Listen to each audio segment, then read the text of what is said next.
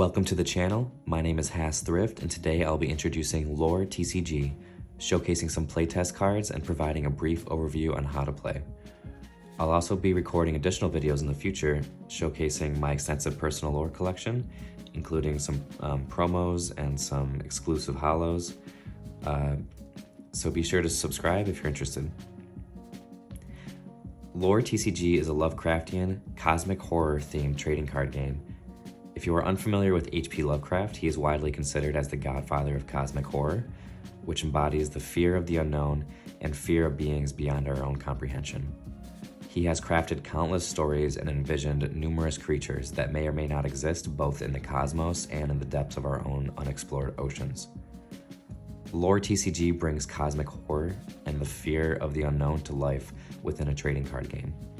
In this game, you will embrace Lovecraftian races, as well as bring forth new creatures exclusive to the Lore.tcg. The first set, entitled 1922, was successfully funded on Kickstarter October of 2022. And due to delays at the printer, product delivery is expected sometime in the spring of 2024. Lore 1922 is set in America in the early 1920s and features over 260 unique cards commissioned by artists from around the world.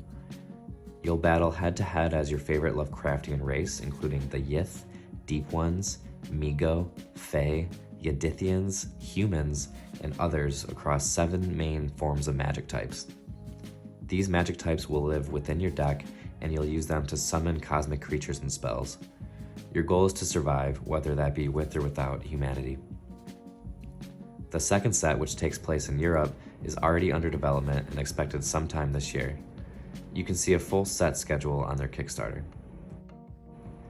One thing that I'm very excited about is that Lore is also expanding into the children's book landscape, as characters such as Odie, Puffball, and Carlos go on a variety of adventures.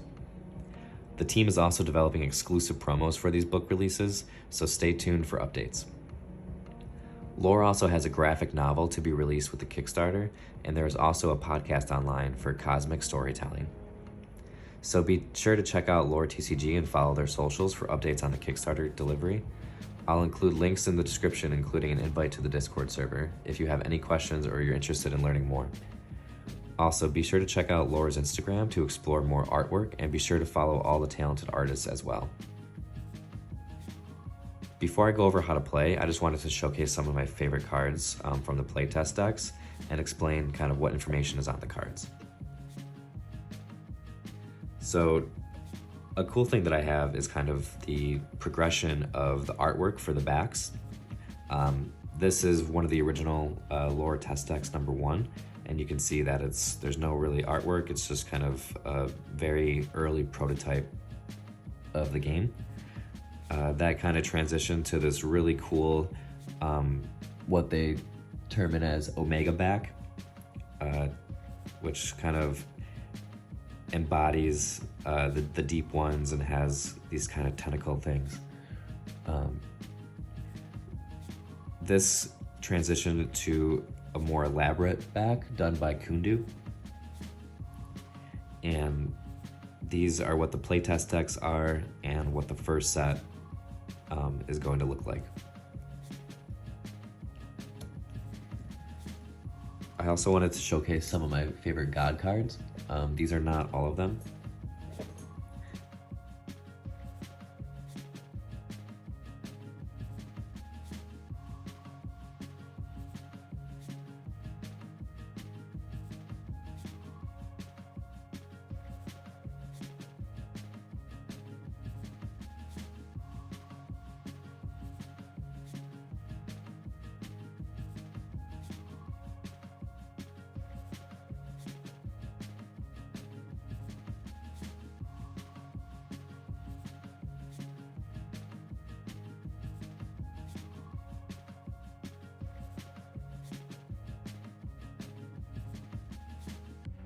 So, the card's magic type is denoted on the top left, and the amount of magic required to play the card is on the top right.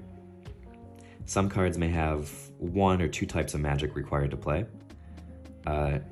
If you see a number inside the red circle, that's the amount of mythos you must add to the mythos pool upon summoning. I'll talk more about what that means later in the video. A creature's strength and hit points are located at the bottom of the card. Cards such as locations and relics and creatures will have hit points so they can be attacked directly. Information on the artist and the set and the rarity are also located across the bottom of the card as well.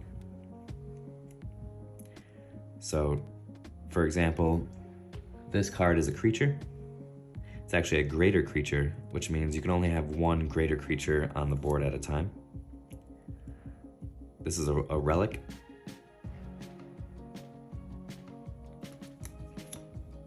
We have spells. And we have locations. And then before I move on, I just wanted to showcase some of the creatures, spells, and relics that I really enjoy.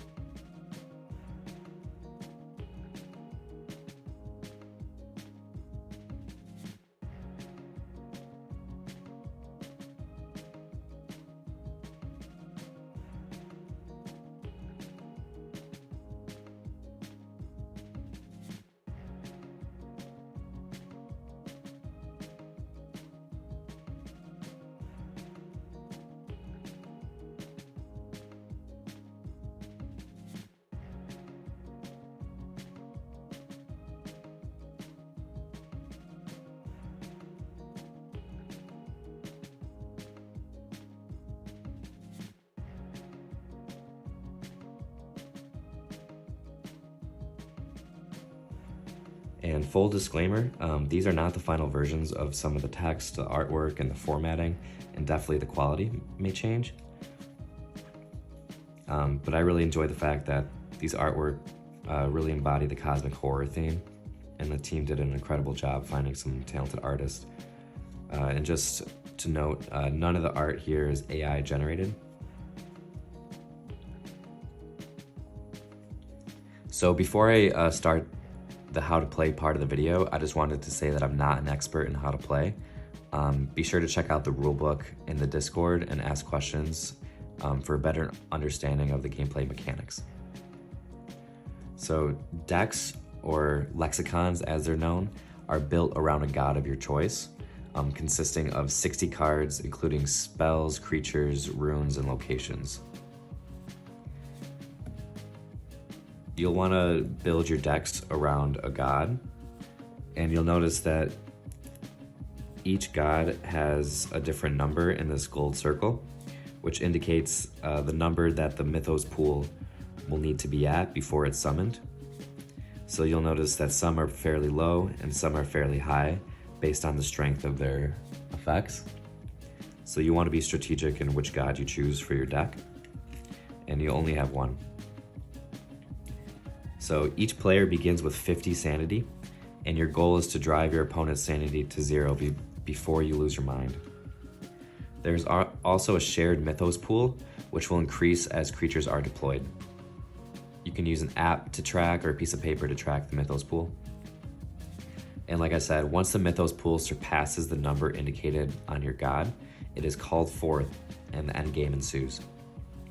So at the beginning of the game, each player will reveal their god of choice. They'll draw 7 cards, and then they'll mulligan if desired.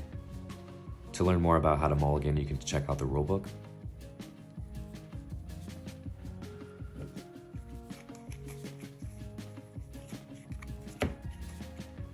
So you'll want to build your deck around 1 or 2 types of magic, because your runes are the way that you'll be able to play creatures.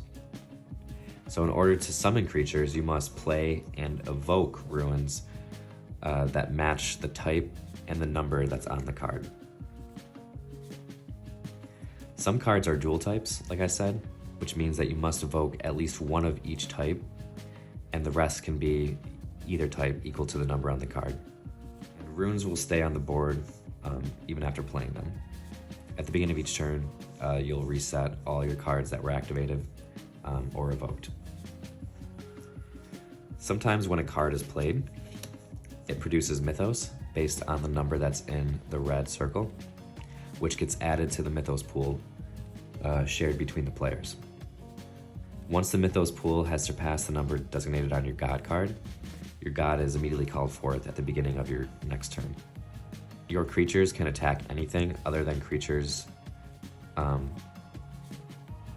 unless they have the keyword maul. So you'll see that certain cards have certain keywords. For example, creatures may be able to attack on the turn that they're played if they have blistering. They may also be able to pilfer an opponent's deck and discard a card of your choice. Other keywords may affect their attacking ability and blocking ability, whether or not, for example, they have flight or if they have terrifying. The complete list of card effects can be found online in the rulebook. During battle, each player will play cards in response to their opponent's action until players have finished playing cards.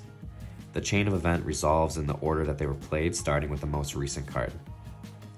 Cards will exchange attack damage based on their strength, and whether or not they're able to survive is based on their hit points. Battle damage is short term and only lasts until the end of the round. If there were no creatures on the board able to block an attack, the attack damage would affect the player's sanity directly. And like I said, if your sanity drops to 0, you go insane and you lose the game. So hopefully that provided a very brief overview on how to play. Be sure to check out the Lore YouTube channel for more videos on how to play. Like I said, the Kickstarter is planned to be delivered this spring, so keep an eye out for products on their website as well as on the secondary market. I'll include links to Lore's social media, including a link to the Discord if you have any questions or are interested in learning more. Kyle and the rest of the Lore team can be reached there directly. And thanks for watching. Feel free to watch my other videos on the channel, and I appreciate all the support. Thank you.